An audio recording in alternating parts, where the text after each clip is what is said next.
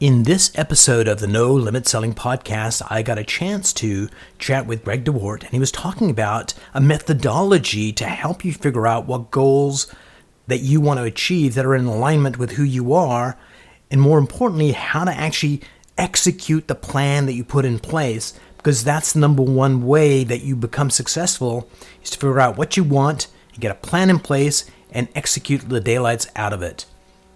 Before we get started with this podcast, I wanted to tell you about one of my latest offerings. It's called the Success Mindset Course.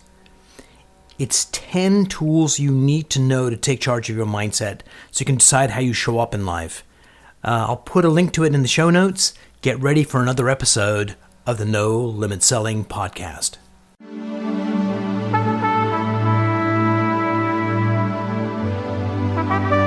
Are you ready to become awesomer? Hello everyone, this is Umar Hamid, your host, and welcome to the No Limit Selling podcast, where industry leaders share their tips, strategies, and advice on how to make you better, stronger, faster. Get ready for another episode.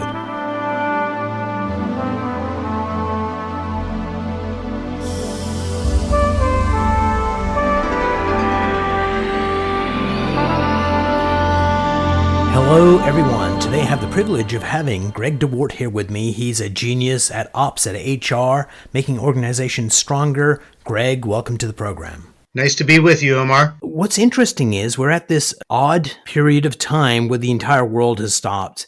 And I think if one was like a tree hugger or thought in those kinds of ways, you'd think that it's the universe or God telling everyone to figure out what you really should be doing. So I think this conversation is timely because you've got a great 5-step process to help people figure out, what should I be doing? How do I add the highest value to my family, to my company, to myself? And I'm really interested in getting some insights around that. So Greg, tell me, what made you develop this 5-step process? Sure. Well, it's actually something that's evolved over the decades. You know, I think I first came up with my own set of personal goals right out of college, which was a long time ago. And I've stolen a lot of ideas from different books and experts over the years and have come up with a system that not only works for me, but I've shared it with friends and colleagues over the years. And I've finally, mapped it out into this 5-step process. Brilliant. And was one of your early goals world domination? That was the second goal. That was the second goal. So take me through what's the first step of this process? Sure. The first step, and I call the whole thing the next step goal mapping process. I like the visual of using a map. If you've ever used a GPS device, or even those old folding maps that you don't find in the glove box anymore. A goal planning process or a strategic plan, even for a small business, is basically a map to get where you want to go. So, one of the ideas that was always important to me was beginning with the end in mind. That's a basic Stephen Covey 7 Habits principle. So, step one, when you think about this, is what are you made of? You mentioned this crazy time that we're in. I'm noticing a lot of people becoming more reflective and thinking about what's important to them. And so, step one, when I ask you what are you made of, I want you to think about what are your values. And when you think about your values, I usually tell folks, think about, what do you like when you're at your best? Or when you think about your best friends, what do you admire most about your best friends?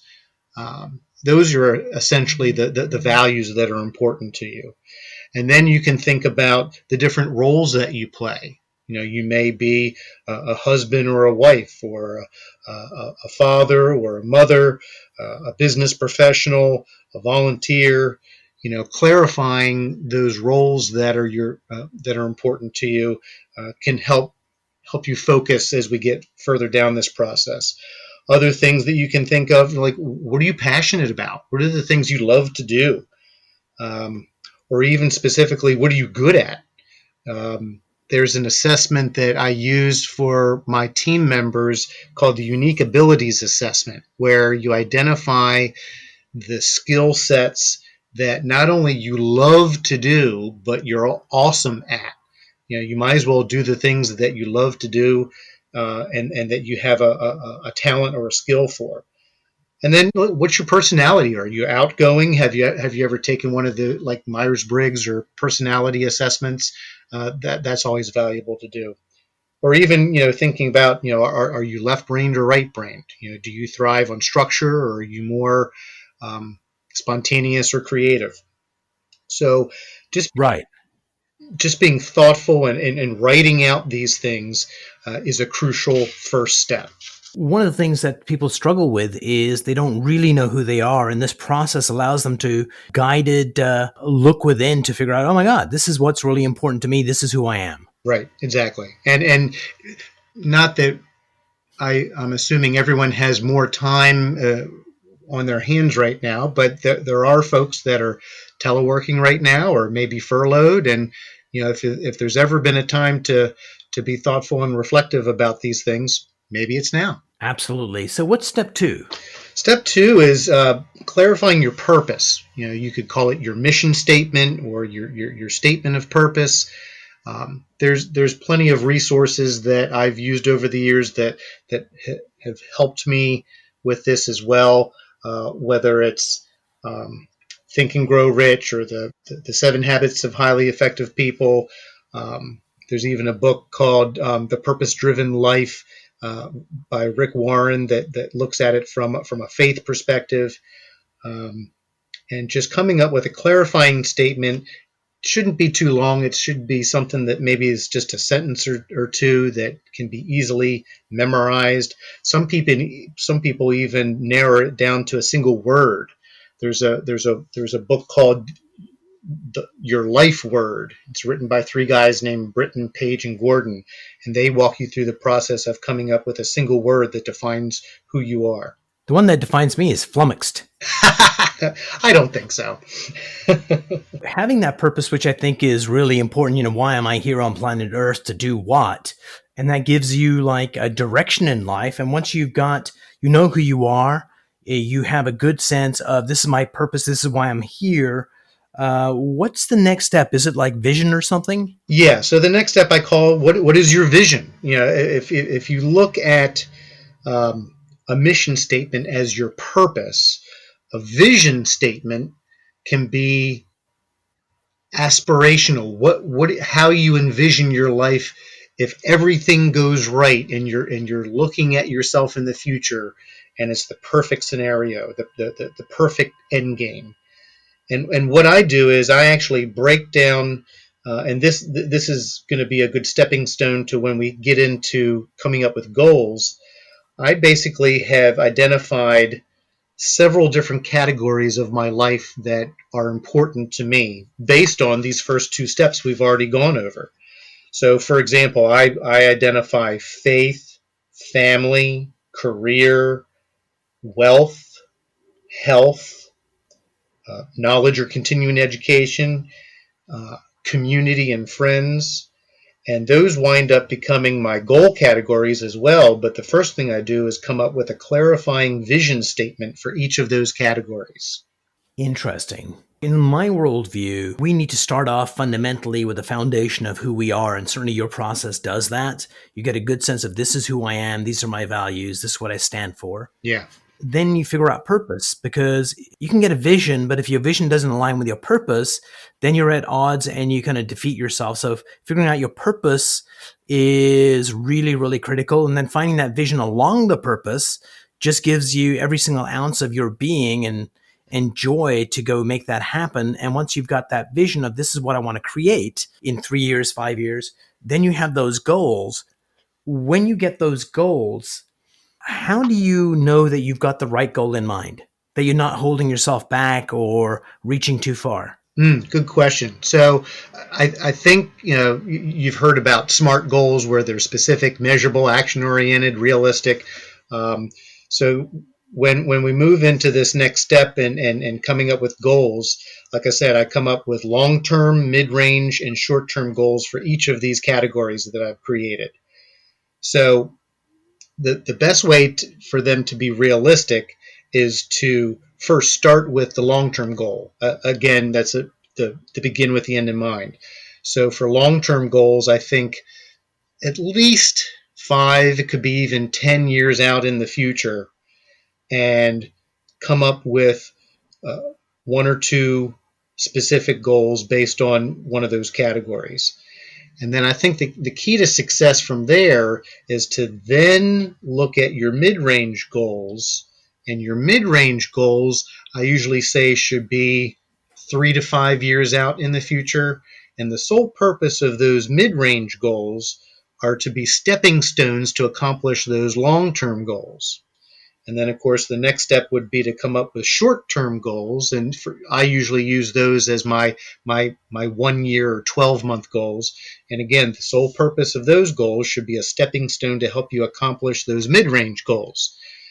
And by doing it that way, you're always looking at the long term, but bringing it down into clarity and focus in the short term. Because if all you say is that you want to make $10 million a year and don't give yourself stepping stones to accomplish that, it's just going to be overwhelming and nothing will ever happen. Definitely. And I think pretty much any goal that you set, you can break it down into executable pieces if you go small enough. Exactly. And that's where I get into step 5, which is what is your process?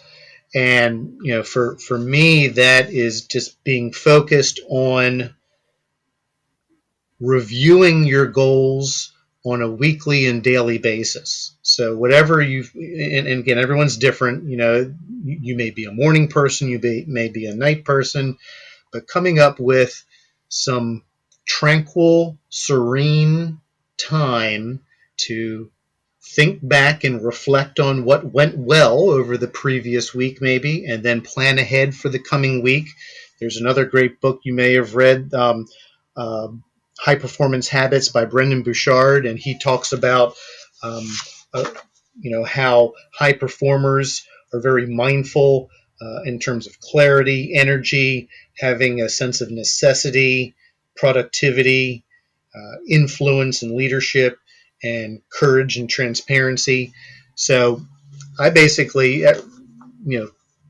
every Sunday night, go through all of my short-term goals and then think about how I'm going to add some tasks to my to-do list for the week. And then I also, Right. every morning, I'm a morning person, so there's and again, I'm throwing out references here. Miracle Morning by Hal Elrod is another great resource, and he Yes. talks about the process that you can go through every morning to tee yourself up for success. And one of those steps is visioning. So what I do is I go back and read those vision statements that I've written for each category, and that reminds me of how I envision the perfect future. And the subconscious mind doesn't know the difference between reality and fantasy. And so if you believe in the law of attraction, if you put Definitely. those things in mind, you're going to head in that direction automatically. One of the things that listeners can do is go ahead and do those steps. But the reality is that most people aren't going to do it. The reality number 2 is if they do it, there's a really good chance they'll do it badly because they're just seeing it from their point of view. And I think very much you need a guide to help you through this process, asking the right questions, supporting where support's needed, but also pushing back when people are being lazy. And I think that's one of the things you do exceptionally well is guiding people through that process. Thank you. Well, I like I said, I've been blessed with the opportunity to walk people through this process before, whether it's team members, colleagues, friends. But you're absolutely right. You definitely need a coach and or an accountability partner to walk you through this process. And if you're married, it's good to do it with your spouse. so that you're both on the same page. Or not. I'll leave that up to you, but I would recommend it. Yes. So, Greg, how can people get a hold of you? I'm happy to share my contact information and have folks reach out to me. I can give you my email address, which is gregderwart@gmail.com, or you could call or text me at 443-865-0809. And I'd be happy to walk you through this process. Hey, Greg, thanks so much for chatting with me today. My pleasure, Umar, anytime.